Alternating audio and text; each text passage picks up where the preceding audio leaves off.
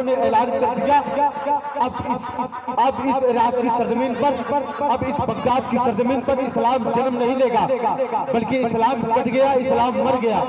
اسلام میں رہنے والے مسلمانوں کو کاٹ دیا گیا اور ان کے گردنوں سے ایک عمارت بنائی گئی، اسی عمارت پر بیٹھ کر شراب پیا گیا۔ یہ آپ کی تاریخ ہے۔ لیکن جب انہوں نے کہا اسلام مٹ گیا، اسلام اب اس ہندوستان پر، اب اس بغداد میں اسلام زندہ نہیں ہو سکتا، اب یہاں اسلام نہیں آ سکتا، جانتے ہیں؟ پھر اسی بغداد کی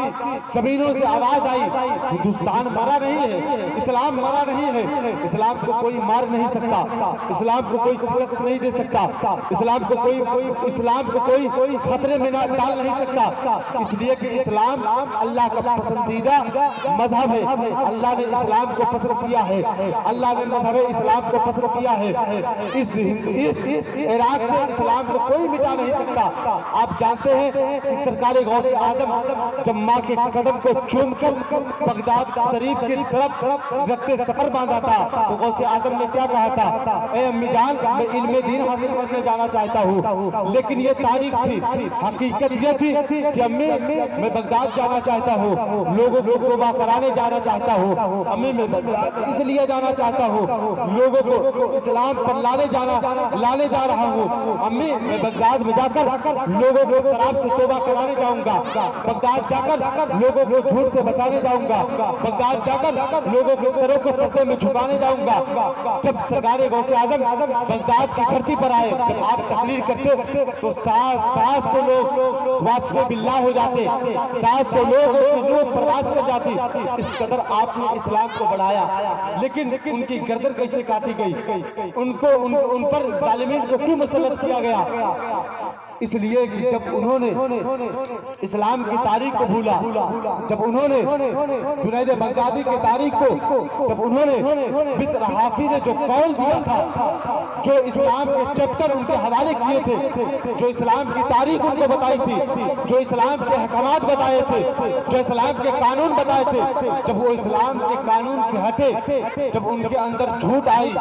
جب ان کے اندر چغل خوری آئی، جب ان کے اندر بغض آیا، جب ان کے اندر عیاشی آئی، جب وہ شراب کے اڈوں کی زینت بنے، جب ان کے اندر جھوٹ بولنے کی، جب ان کے اندر جھوٹ آئی، تب اللہ نے ان پر ظالمین کو مسلط کیا۔ جب وہ اپنے سجدے کو، اپنے سر کو سجدے سے تاریک کیا، تب اللہ نے ان پر ظالمین کو مسلط کیا۔ ظالمین مسلط ہوئے تو سب کے گردنوں کو کاٹا گیا، لیکن پھر اسی بغداد میں اسلام پھیل گیا۔ آپ جانتے ہیں آج اس ہندوستان کی سرزمین پر ہمیں اور آپ کو ستایا جا رہا ہے، اسی ہندوستان کی سرزمین پر ہمیں اور آپ کو نشانہ بنائے جا رہے ہیں، اسی ہندوستان کی سرزمین پر ہمیں اور آپ کو ٹورچر کیا جا رہا ہے۔ کیوں؟ اس لیے کہ ہم نے اسلام کے قانون سے دور ہو گئے، ہم اسلام کے احکام سے دور ہو گئے، ہم اسلام کے تاریخ سے دور ہو گئے، ہم اسلام کے قانون سے دور ہوئے۔ جب ہم اسلام کے قانون سے دور ہوئے، جب ہم اسلام کے لو سے دور ہوئے، جب ہم اسلام کے تاریخ سے دور ہوئے،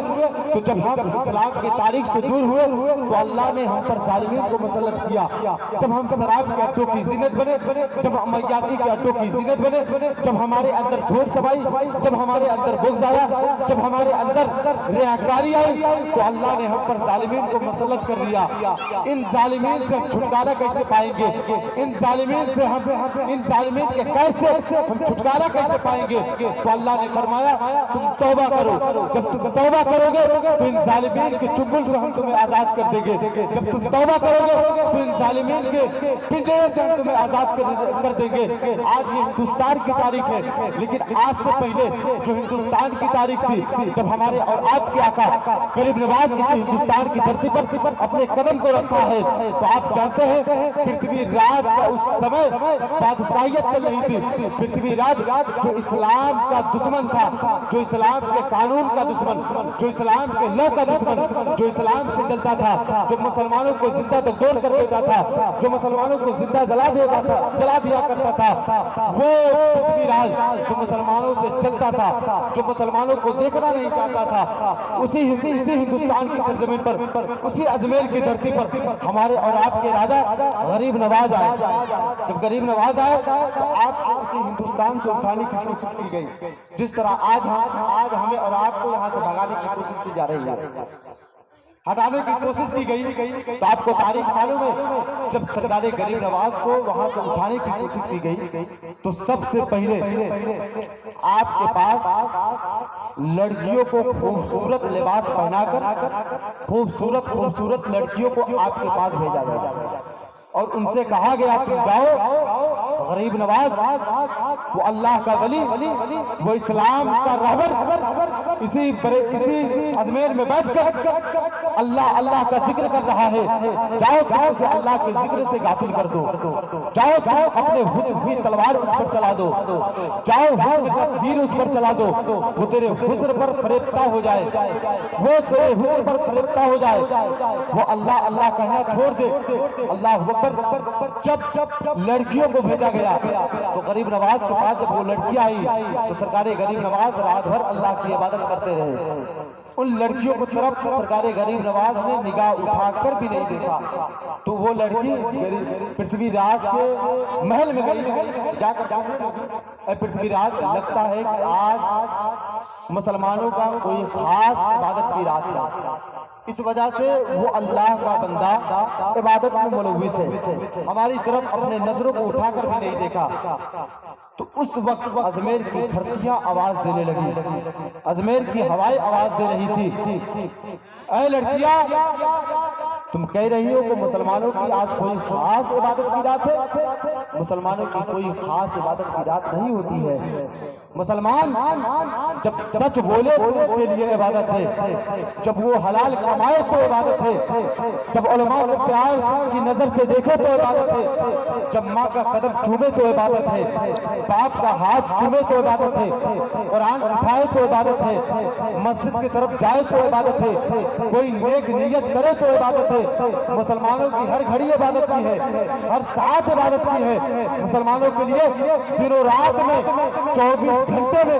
اللہ نے ان پر 5 وقت نماز فرض کیا، وہ 5 وقت ان کی عبادت کی گھڑی ہے، وہ 5 وقت عبادت میں رہتے ہیں، اور اس کے درمیان جو وقت ہے اگر وہ اس وقت میں حلال کمائے تو ان کے لیے عبادت ہے، باپ کو اگر اچھی نگاہ سے دیکھے تو عبادت ہے، ماں کے قدم کو چوم لے تو عبادت ہے، چھوٹوں پر سبقت کرے تو عبادت ہے،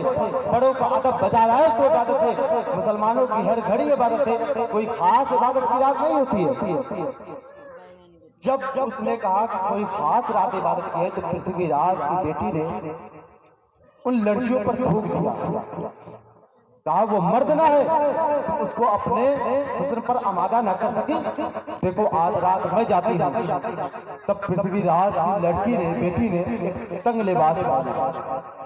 لباس پہن کر